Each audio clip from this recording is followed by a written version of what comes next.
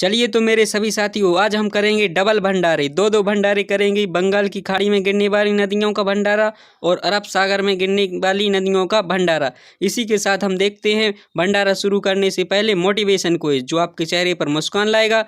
हो गया आगाज रण का, युग बदलने की तैयारी है, इतिहास वही दोहराएगा जिसका संघर्ष है जारी। चलिए तो हम इसी के साथ अगला टॉपिक अपना स्टार्ट करते हैं। प्रायद्वीपीय नदियाँ। तो बंगाल की खाड़ी में गिरने वाली प्रमुख नदियाँ कौन कौन सी हैं उनको देखेंगे मैप के साथ, और अरब सागर में गिरने वाली नदियाँ कौन कौन सी हैं ये भी हम देखेंगे। तो सबसे पहले हम स्टार्ट करते हैं बंगाल की खाड़ी में गिरने वाली नदियाँ। तो सबसे पहली नदी है महानदी। कौन सी? महानदी। यह छत्तीसगढ़ की रायपुर जिले में सिहाबाह के निकट निकलती है। सिहाबाह के निकट से निकलती है और यह कटक के निकट बड़ा डेल्टा बनाती है। कहाँ? कटक, उड़ीसा के निकट डेल्टा का निर्माण करती है और यह बंगाल की खाड़ी में गिर जाती है। अब हम इसकी प्रमुख सहायक नदियाँ देख लेते हैं, जैसे शिवनाथ, हसदेव, मंड व डूप उत्तर की ओर से इसमें आकर मिलती हैं, और दक्षिण की ओर से देखते हैं जो जोक और तेल दक्षिण की ओर से आकर इसमें मिलती हैं। अब हम देख लेते हैं जो नदी है, महानदी, इस पर हीराकुंड बांध और टिकर टिकरपारा परियोजना इसकी प्रमुख परियोजना है। अब हमने बात की थी उड़ीसा की, तो यहाँ के जो प्रमुख मंदिर हैं, जगन्नाथ मंदिर और सूर्य मंदिर, कोणार्क का सूर्य मंदिर, ये प्रमुख मंदिर हैं। अब हम देखते हैं ब्राह्मणी नदी। कौन सी? ब्राह्मणी नदी। यह नदी, इसका उद्गम स्थल कहाँ से हुआ है? छोटा नागपुर के पठार से। छोटा नागपुर के पठार से यह निकलती है और यह कोयल व शंख नदी इसमें आकर मिलती हैं। कोयल और शंख नदी इसकी प्रमुख सहायक नदी हैं। अब यहाँ छोटा नागपुर का जिक्र हुआ था, तो हम देख लेते हैं। छोटा नागपुर का पठार है जो झारखंड राज्य में पड़ता है, और यहाँ से कुंती पूजा नदी निकलती है। कौन सी? कुंती पूजा नदी छोटा नागपुर के पठार से निकलती है। अब देखते हैं तीसरी नदी है जो स्वर्ण रेखा नदी। कौन सी? स्वर्ण रेखा नदी। यह कहाँ से निकलती है? यह भी रांची के दक्षिण पश्चिम पठार से निकलती है और पूर्व में बहते हुए जमशेदपुर होकर गुजरती है। बालासोर के निकट यह बंगाल की खाड़ी में मिलती है। ठीक है। अब हम देखते हैं गोदावरी नदी। कौन सी? गोदावरी नदी प्रायद्वीप भारत की सबसे लंबी नदी है। प्रायद्वीप भारत की सबसे लंबी नदी है। इसका भाग है जो महाराष्ट्र, आंध्र प्रदेश और मध्य प्रदेश में पड़ता है, गोदावरी नदी का।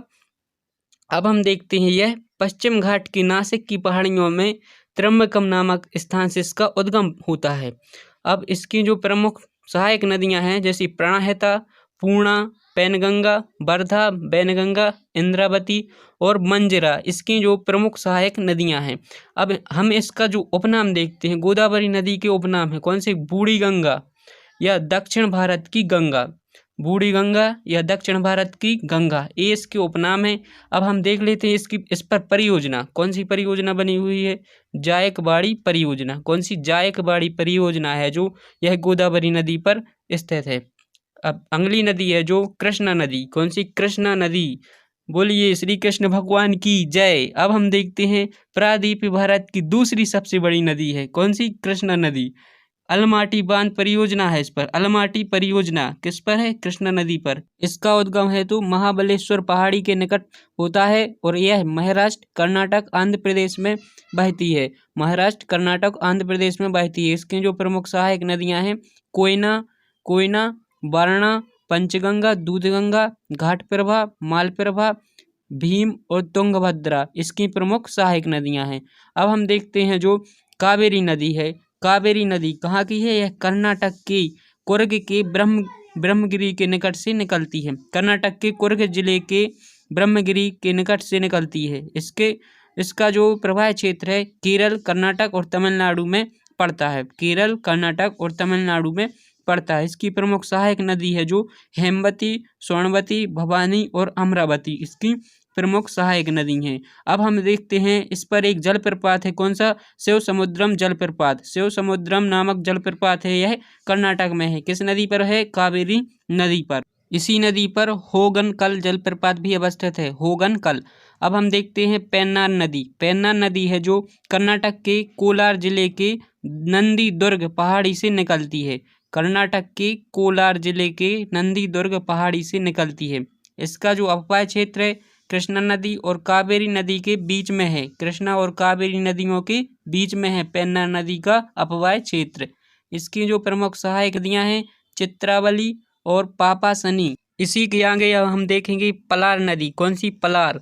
इसका उद्गम है कर्नाटक राज्य के कोलार जिला से होता है और यह बंगाल की खाड़ी में गिरती है। कहाँ पर गिरती है? बंगाल की खाड़ी में। अगली नदी है बैगई नदी। बैगई यह तमिलनाडु राज्य के मदुरई जिले से होता है इसका उद्गम। तमिलनाडु राज्य की नदी है और यह कहाँ पर गिरती है? पाक की खाड़ी में गिरती है। पाक की खाड़ी कहाँ पर, कौन कौन से देश के मध्य है? भारत और श्रीलंका के बीच पाक की खाड़ी। और मदुरई है जो इसी नदी के तट पर स्थित है।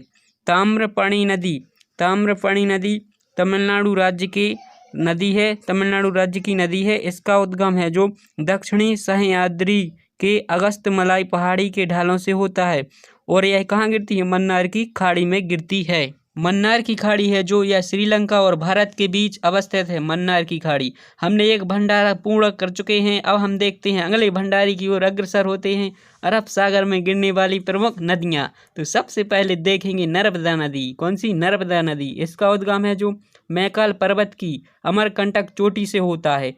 कहाँ? मामा की नगरी है जो मध्य प्रदेश मैकाल पर्वत की अमरकंटक चोटी से होता है। और इसकी जो लंबाई है, कुल लंबाई की बात करें तो 13-12 किलोमीटर है और मध्य प्रदेश में इसकी बात करें तो 10-77 किलोमीटर है। अब इसका अपवाय तंत्र है जो 98,795 वर्ग किलोमीटर का इसका अपवाय तंत्र है। इसका जो भाग देखते हैं तो 87% भाग मध्य प्रदेश में है और 11.5% भाग गुजरात में है और 1.5% भाग कहाँ पर है? महाराष्ट्र में पड़ता है। अरब सागर में गिरने वाली प्रायद्वीपीय भारत की सबसे बड़ी नदी है। अरब सागर में गिरने वाली प्रायद्वीपीय भारत की सबसे बड़ी नदी है। इसके उत्तर में विंध्याचल और दक्षिण में सतपुड़ा पर्वत है। उत्तर में विंध्याचल पर्वत, दक्षिण में सतपुड़ा पर्वत है। इन्हीं के बीच में यह भ्रंश घाटी में बहती है। इन दोनों पर्वतों के बीच भ्रंश घाटी में बहती है। जबलपुर के पास यह भेड़ाघाट जलप्रपात और कपिलधारा धुआंधार जलप्रपात का निर्माण करती है। अब इसी नदी पर सरदार सरोवर बांध परियोजना। सरदार सरोवर परियोजना यह गुजरात, मध्य प्रदेश और राजस्थान तीनों राज्यों की परियोजना है। अब हम देखते हैं तो इसकी प्रमुख सहायक नदियां। प्रमुख सहायक नदियों में देखते हैं तवा नदी, दूधी, हिरन, शेर, शक्कर, बेड़ियार, बारना। इसकी जो प्रमुख सहायक नदियां हैं। अब हम देखते हैं नर्मदा बचाओ आंदोलन। नर्मदा बचाओ आंदोलन से कौन संबंधित है? मेधा पाटकर। कौन है? मेधा पाटकर। अगली नदी है जो ताप्ती नदी। कौन सी? ताप्ती नदी या तापी नदी। यह भी मध्य प्रदेश के बैतूल जिले के मुल्ताई नामक स्थान से इसका उद्गम होता है। कहाँ से? मध्य प्रदेश के बैतूल जिले के मुल्ताई नामक स्थान से। अब इसकी जो प्रमुख सहायक नदी है कौन सी है? पूर्णा नदी है जो इसकी सहायक नदी है। कौन सी? तापी नदी की सहायक नदी है। अब नर्मदा की समांतर यह सतपुड़ा की दक्षिण से बहकर खंभात की खाड़ी में गिरती है। अब पूछा जाता है तो नर्मदा की समांतर कौन सी नदी बहती है? तापी नदी या ताप्ती नदी। नर्मदा की समांतर।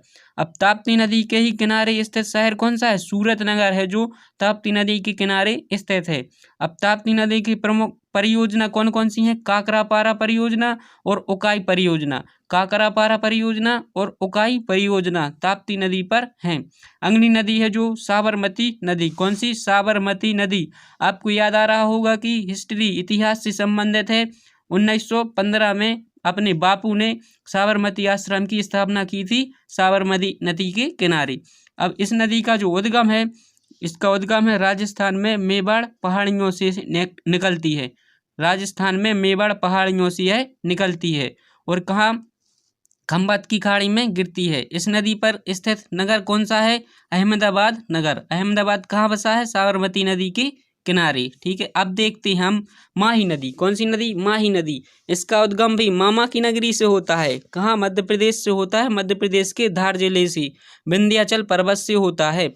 अब हम देखते हैं यह खंभात की खाड़ी में जाकर मिलती है। कहाँ जाती है? खंभात की खाड़ी में ही गिरती है। इसकी जो लंबाई की बात करें तो 553 किलोमीटर लंबी है। 553 किलोमीटर की दूरी तय करती है। इसकी जो प्रमुख सहायक नदियां हैं इनकी भी बात कर लेते हैं। सोम और जाखम। सोम और जाखम इसकी प्रमुख सहायक नदियां हैं। अब होता है दोनों भंडारा समाप्त।